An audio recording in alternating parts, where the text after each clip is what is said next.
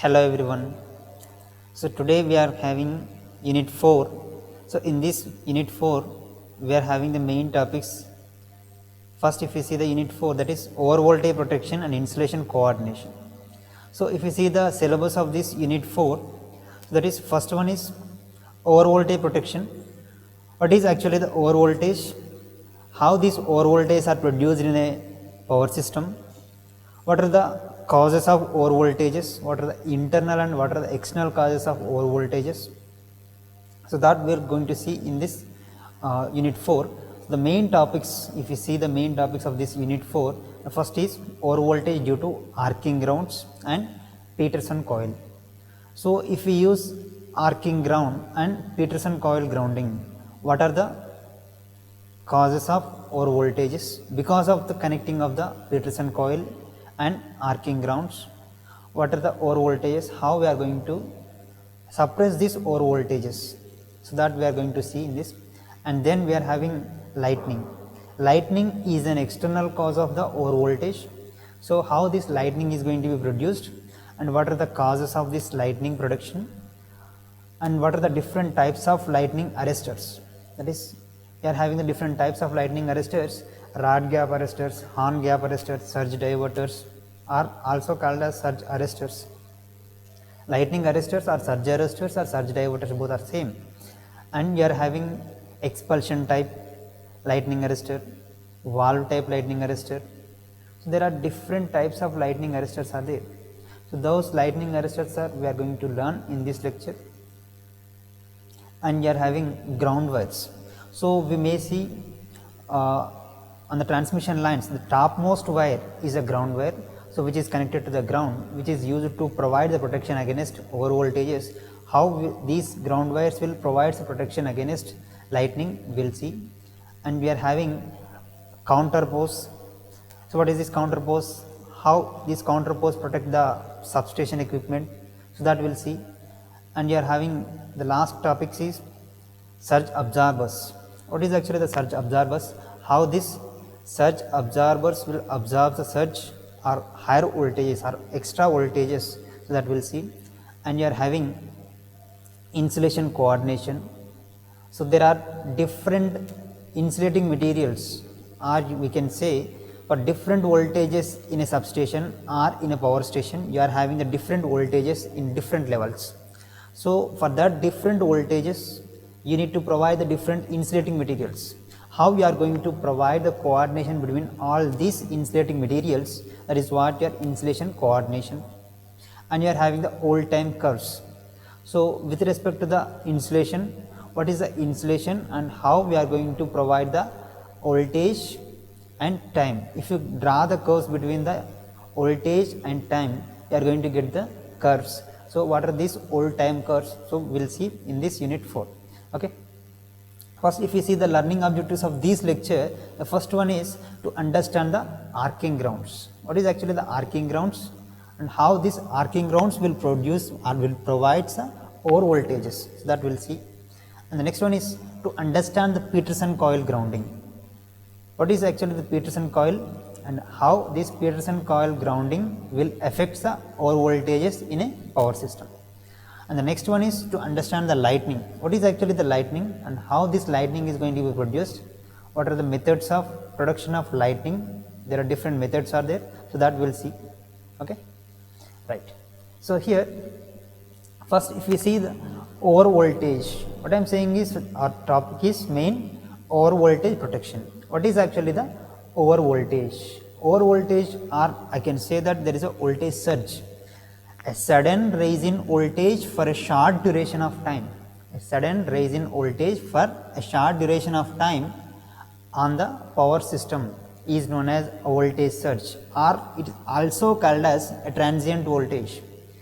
The voltage which is present or which increases its magnitude within a short duration of time, that is called as a voltage surge. So that voltage surge is having the rise time is very less, and it is going to be settled down after some time. So that time, rise time, here it is T1, and T2 is nothing but it is a time from T1 to the last one, that is up to wave tail, it is having the T2, that T2 is nothing but it is a settling time. So there is a T1 is a rise time. At that time the voltage of the magnitude is going to be increases from 0 to the maximum value, that is EM. EM is a maximum voltage. So it will reach its maximum value within a short duration of time. So after that it is going to be settled down to EM by 2 value. So that is what your normal voltage. Okay. So here the rise in voltage, a sudden rise in voltage for a short duration of time on the power system is known as a voltage surge. So these voltage surge or voltage rise will cause our voltage in the power system. Okay. So the next topic is arcing grounds. So against these over voltages we need to provide the protection. So we are having a different methods of protection schemes. So that protection schemes we are going to learn in the 4th unit, right? So here arcing ground. So there is a arcing ground.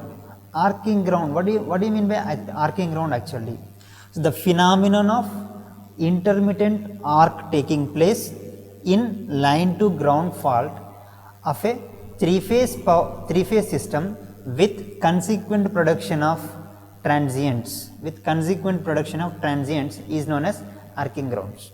Actually if you see here, it is an ungrounded neutral system. So in that ungrounded neutral system you are going to have the fault on the B phase. So let us consider there is a fault on the B phase. So on that B phase you are having the fault, means across that B phase there is a capacitor. Previously there is 3 capacitors are going to be formed, that is in between R phase and neutral and Y phase and neutral and in between B phase and neutral. You are going to have the 3 capacitors are going to be formed in the ungrounded neutral system. So when the fault happens on the line B, then there is a short circuit is going to be happens. The fault is nothing but it is a short circuit. So that short circuit which is connected to the ground, line to ground fault is going to be happens. So across that line to ground fault there is a capacitor. Across that fault if there is any element, that element or equipment is going to be short circuited. So that there is a capacitor is going to be vanishes. That means there is no capacitor there. In the B phase to ground there is no capacitor. That means that is going to be short circuited. That means there is a arc is going to be formed between the B phase and ground. So that arc, whatever the arc is there, even though fault is clear, that means even though fault is rectified, there is a arc is going to be present. That arc continuously present and which will cause for the production of the over voltages. That will cause for the production of over voltages in the system. So that arc production or persistent arc present after the fault is cleared. The persistent arc is present after the fault is cleared is known as arcing grounds. So here there is a B phase, there is a fault. So that fault, even though after the fault is cleared, there is a persistent arc is going to be present. So that fault, whatever the fault is there, that fault is cleared. After that fault is cleared, there is a arc is going to be present. So that arc will continuously present after the fault is cleared. That continuously present arc is known as arcing grounds. So these arcing grounds produces a severe oscillations of 5 to 6 times of the normal voltage. That means the voltage of the system may be increased to 5 to 6 times of the normal voltage. It is very huge amount. So if you consider the 11 kV, your voltage of the system is going to be increased up to 55 to 66 kilovolts. That is very higher value of the voltage than the system voltage. So it is very dangerous.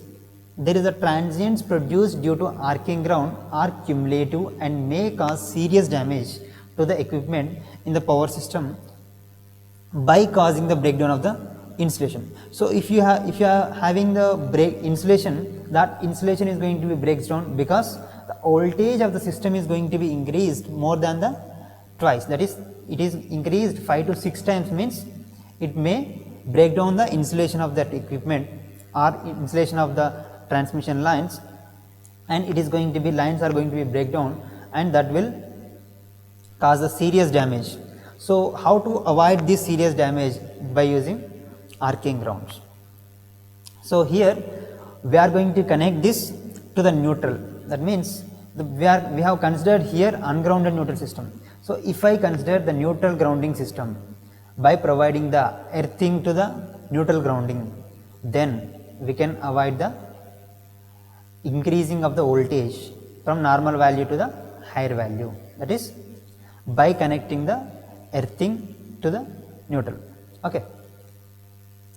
And the next one is Peterson coil grounding, or it also called as arc suppression coil grounding. It also called as resonant grounding. So here what we are doing is we are just connecting a arc suppression coil that is having the iron core coil. So that iron core coil, so inside which you are only having the air. So surrounded that there is a iron coil. So that iron core coil we are connecting here, which is having the value of inductance, that is L. So when the value of L of arc suppression coil is connected such that the fault current IF exactly balances the current which is produced by the IC. So IC is nothing but what? The capacitive fault current.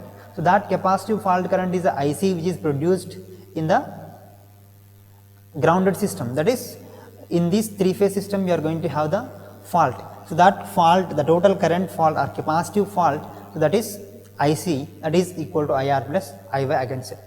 So this type of grounding, that is known as resonant grounding. So when the value of L of an arc suppression coil is such that the fault current IF exactly balances the capacitive fault current, that is known as resonant grounding, or also called as Peterson coil grounding.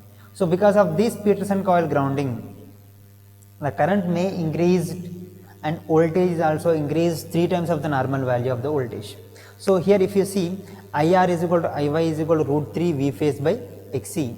So IC is equal to what? Root 3 into IR. Just consider this, just remember this, that is IC is equal to, that is capacitive fault current is equal to root 3 times IR, or any phase current IR value. Okay. So that is equal to, just substitute IR value here, root 3 into root 3 V phase by XC, that is 3 V phase by XC you are going to get.